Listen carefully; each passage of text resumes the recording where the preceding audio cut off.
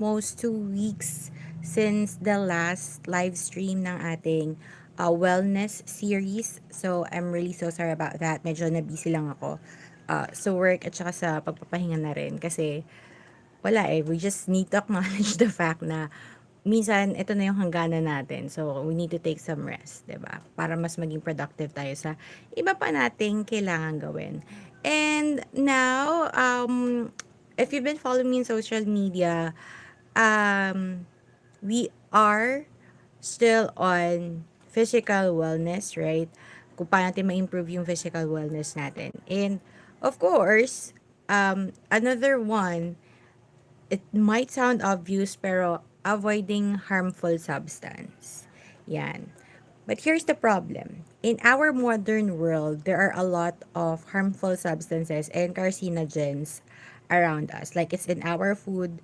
Hindi na nga natin alam minsan kung ano bang nandun sa pagkain natin. We just believe kung ano yung nandun sa packaging. And that's why, syempre, yung mga may kaya, if they can afford like organic, they go for that. Pero syempre, not everyone has that luxury, di ba?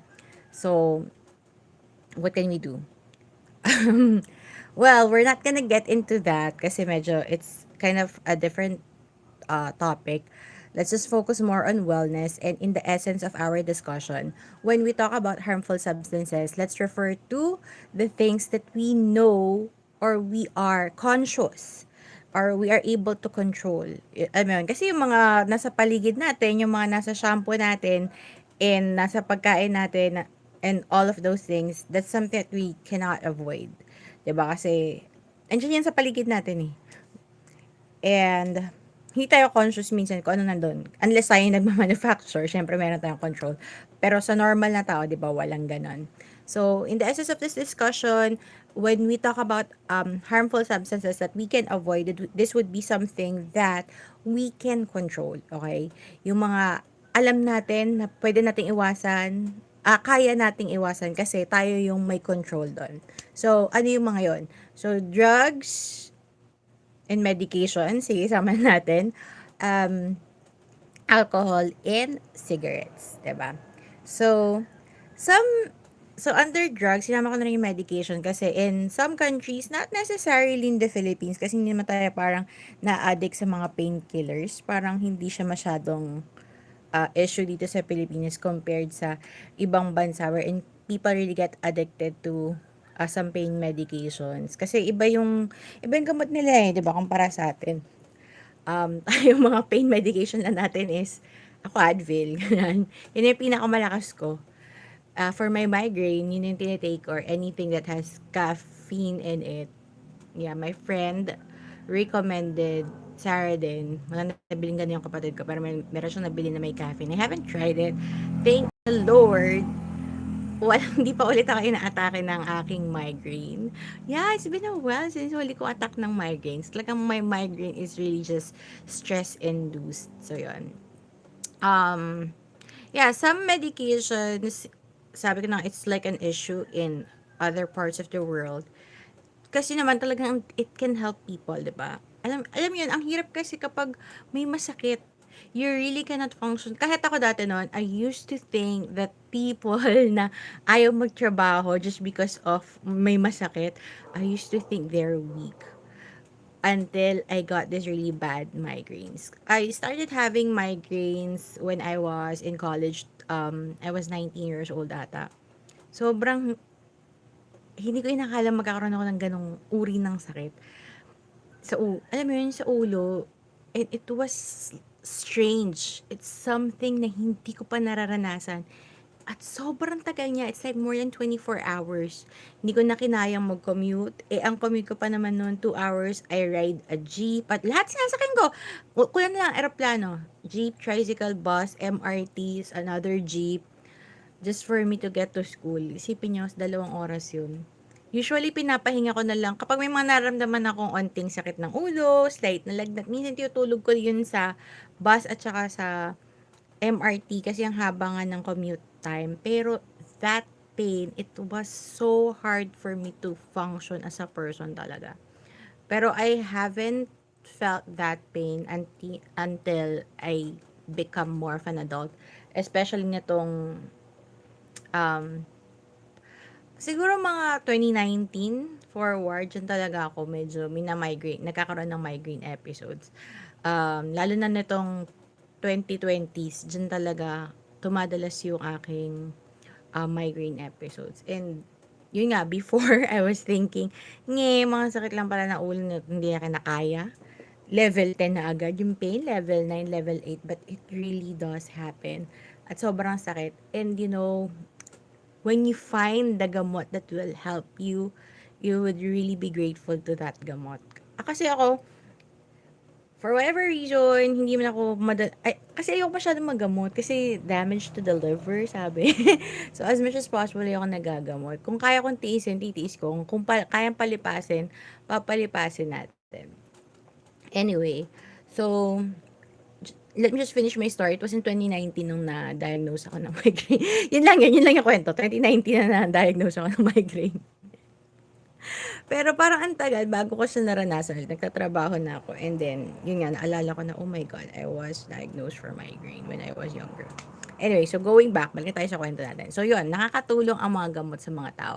However, if it's not, you really have to take it in moderation. Kasi, in a way, sabi ko nga, in some parts of the world, some gamot can be addictive or may damage organs. Ako, kaya nag-iingat ako kasi because of my liver. Actually, hindi lang naman ako, pero kahit yung ibang tao, 'di ba? Yun din yung iniingatan. Tapos nakalimutan ko kung anong gamot yun, yung letter A, yung pang masakit din kasi yung lolo ko noon, matanda na siya, medyo masakit-sakit niya yung buto-buto niya din. Kalimutan ko ni Arcoc siya ba yun? Yun, sabi talaga ng doktor, yan, talagang kapag masakit na lang, doon nyo lang painumin, tapos hahatiin pa siya kasi nga nakaka-damage daw siya ng organs. If I'm not tama i-correct nyo lang yung gamot. Pero alam ko letter A yun. So, yun nga. So, when taking this type of medications, you need to be careful. Kailangan merong guidance of a physician kasi we don't know kung gaano yung damage na magagawa sa atin. Is it gonna be reversible or not? So, let's try to avoid it as much as possible. If we really cannot avoid it, syempre in moderation. And of course, when we talk about drugs and medications, let's talk about the drugs talaga. Yung illegal drugs. I don't take them. Syempre, sila mga amin pati una sa live stream, mga engot lang. Pero, to be honest, I haven't taken any of that. I'm lucky kasi I never get to have the peer pressure. Kasi yung ibang tao, yun ang sinasabi, peer pressure is why they have to try it or whatever. So, I am lucky that for some reason, kahit, especially I was working in a call center. I am until pala. Ay, hindi, sa fintech na pala ako trabaho, hindi pa siya BPO. So, pero yun, in that environment, ewan ko, ang swerte ko lang, wala talaga akong encounter with kahit sa weed, walang kahit ng ganong encounter. So, I am lucky. Pero for those na hindi, of course, una set illegal yun, di ba? Pwede ka makulong kahit na possession lang nun. So, definitely, kailangan mo siyang iwasan. But I do acknowledge the fact na dahil bawal, it's not so easy na hindi mo na lang siya gagawin. So, if you need the necessary professional help, I know it can like get pricey, especially kung plano mong magpunta sa rehab center or whatnot. Pero, try to get help, di ba? You try to ask to the government. Meron ng programa siguro ang ano natin, 'di ba? Ang gobyerno natin kung paano 'yan. Basta ask people, talk to people, and syempre, you also do your part, control yourself hangga't maaari. Pero anyway, kita nyo naman, wala akong experience doon, so it's really difficult for me to say much kung paano siya iwasan. Pero, doon sa mga hindi pa nakaka-try, don't do it. Kung nape-peer pressure kayo, just don't do it. Ganun lang simple. I know it sounds so easy to say, pero mahirap pag nandun sa sitwasyon yun. Pero, just be reminded, just don't do it, diba? Come up with any excuse that you can come up. Just don't do it. And, so now, let's talk about alcohol, diba? Hindi yung alcohol na usong-uso ngayon dahil pandemya, pero yung alcohol na, syempre, iniinom natin. I have, I was a, ewan ko, I am I do have a high tolerance for drinking alcohol. So, talagang kapag may kalaban at masaya, go lang ng go. Tas, yun. Pero syempre ngayon, since I'm older and I have like responsibilities to do things and hindi na ganong kabilis yung recovery time ko. Unlike when I was younger. Yeah, seriously, I can like drink a lot and still tomorrow, I don't, dati nga wala akong concept ng hangover. Feeling ko talaga pang week lang yun. Parang ako, what's a hangover? Like, I don't do that. I don't know that. I really cannot relate to that. I cannot comprehend that. I mean, ganun ako katindi. But when I grew up, siguro kahit dalawang bottle lang ng beer, I get hangover. Yeah, like, the following day, I'm grumpy. I don't wanna, hindi naman masakit yung ulo ko, pero I just not feeling like 100% of me. So, ganon. And now, especially if you're like a 30-something single person, you're not really into the beer. Ewan ko ako wine na ako. Siguro ganun kapag medyo adult female ka na. You just do the wine. And the problem with the wine is it has usually higher alcohol content than your beer and cocktail. So, sabi nila, it can be good for your heart, pero syempre, same message, without moderation, it can also be harmful. Besides damage to your internal organs, harmful substances from alcohol, cigarettes, and drugs may cause aging, 'di ba, on our skin, damage on our teeth, and even unhealthy hair. And I really can attest to that. I used to smoke. My parents know this. It's like an open secret in our family. We don't talk about it, but they know I do. But I am so lucky that I get to quit the habit. It's really a challenge to quit kasi for whatever reason, akala ko dati hindi siya totoo na when you quit, you get this withdrawal things wherein mas inuubo ka pa, mas sinisipon ka pa, mas sumasama yung mood mo, ganun. It does happen, and sometimes that's one of the reason why people goes back to smoking, lalo na kung nasa stress, napaka-stressful na environment mo, you will really go back to smoking. And I can tell you, it's not like I did not want to quit before. I tried and tried. It's just that dahil napaka-stressful ng sitwasyon ko, ng work environment ko, after a month or 3 months, the most siguro yun yung pinakamahaba, I go back to the habit yun. Pero now, I'm just so happy to say that I've quit it. If you haven't tried it, just don't do it kasi when you get to start at that habit, lalo na kung nagiging dependent ka doon for managing stress, it's really gonna be difficult to get out of it. Pero totoo, isa din sa mga factor kung bakit ako tumaba kasi I quit smoking, talagang mas kakain ka for whatever reason. But that's fine.